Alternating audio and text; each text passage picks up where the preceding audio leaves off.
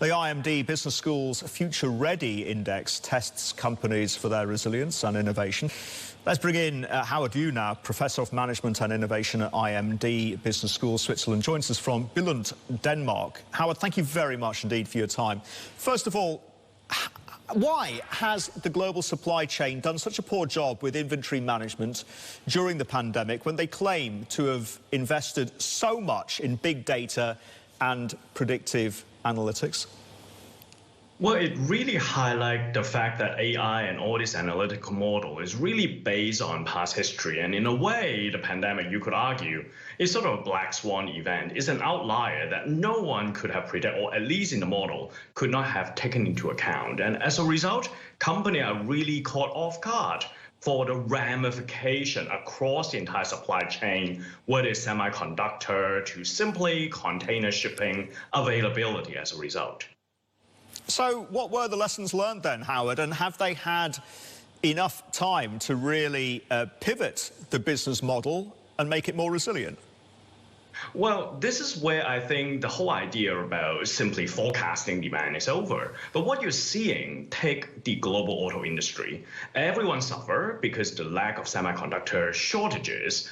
But then you have companies keep on having their factory going, such as Tesla, such as BYD, because they have pivot to capability. Really important in the future, namely chipset design, software, etc., versus the traditional OEM playing the traditional game, and they haven't scaled up this future capability. As a result, they were caught off guard. You could stockpile your semiconductor like Toyota, but at some point, those stockpile would deplete, and as a result, they need to stop the production line. That defines what are future-ready company versus those who are not, whether you have scaled those future capabilities.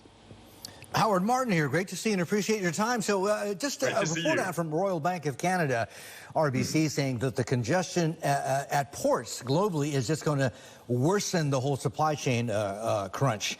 I'm wondering, since this problem looks like it's going to get worse before it gets better, you could think of it as buying the companies more time. Are they going to use that time wisely? And even if they have been caught off guard and are late or behind the curve, do you think this will give them an opportunity to finally play catch-up and make the changes necessary to adapt to the supply chain challenge? It's interesting that every crisis is a stress test that really exposes which companies have those capability in-house already. Everyone talk about digital supply chain, right? Right now it's a test. Who is able to get all the information at their fingertip with complete transparency so that they could maneuver the global shortages across any type of commodity, for instances.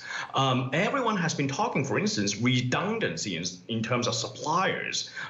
People talk about China Plus, etc. Now, right now, again, it's a stress test to see which company actually have executed and implement and pursue those strategic vision versus a bunch of companies, maybe industry average, just keep on talking and visioning, but without much in terms of implementation. Howard, can we really describe Tesla as a company that is future-proof when Elon Musk is acquiring businesses that have little to do with their core competency? Isn't this going to end up being a mass distraction?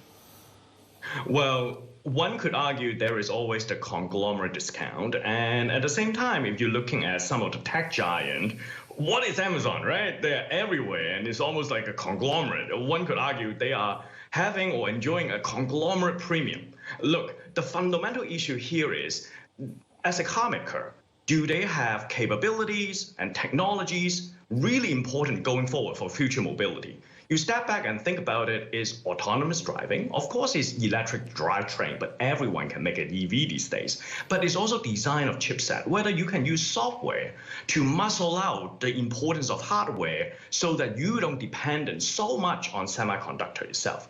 If you're looking across all these criteria, Tesla seems to be the only one, maybe BYD or NIO on the other side, but they are the only one, Tesla, is able to distinguish itself against the industry average. So in that way, and in that sense, this is why consistently we've seen Tesla have been ranked #1 on our ranking. What about Facebook, now Meta? Because there is a deep perception now, right, that Facebook is old hat. My kids don't use it. They're using TikTok.